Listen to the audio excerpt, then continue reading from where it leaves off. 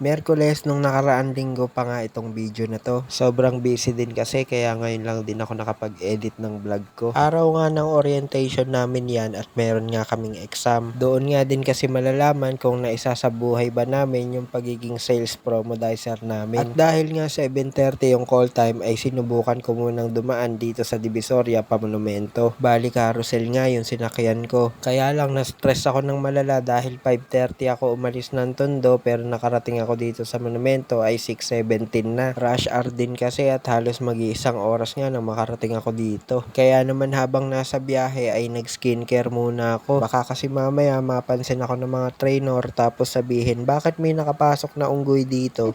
Lalo sa CR namin pagpasok pa lang or after ng break time bago dumuti ay kailangan talaga namin mag-ayos ng sarili. Dahil bilang sales promodizer ay kailangan nga presentable kami dahil humaharap kami sa customer. Medyo nakakapagod nga talaga ang biyahe lalo pagdating sa trabaho namin ay palaging nakatayo. Pero nagbago kasi ang pananaw ko pagdating sa pagtatrabaho. Para sa akin kasi ay di bali ng pagod ang katawan physically pero mentally ay hindi naman. Mas nade-drain kasi ako pag parehong pagod yung katawan ko at isipan. Kaya naman kahit halos 2 hours ang biyahe ko papunta at pauwi ay okay lang. Kaya naman kahit pagod ako sa biyahe sa pagsa-sales promodizer ay hindi ko to bibitawan. Ilang kaya naman pa kaya yung sasabihin ko?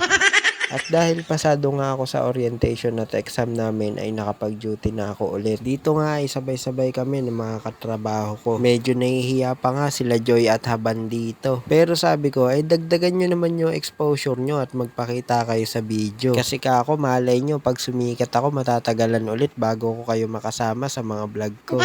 At dahil nga maraming proseso sa trabaho ko magmula sa pagpapaklearance, sa pagpasa ng mga requirements, sa pagpaparegister ng ID, ang maipapayo ko lang sa mga nag-a-apply ay dapat kumpleto na muna yung mga requirements nyo. Lalo yung mga health certificate kung saan lugar kayo at gusto nyo magtrabaho. Para kapag naka-duty na kayo ay tuloy-tuloy na yung proseso at wala nang ipapalo up pa. Sa ganda ng advice ko, napa-A na lang tong isa.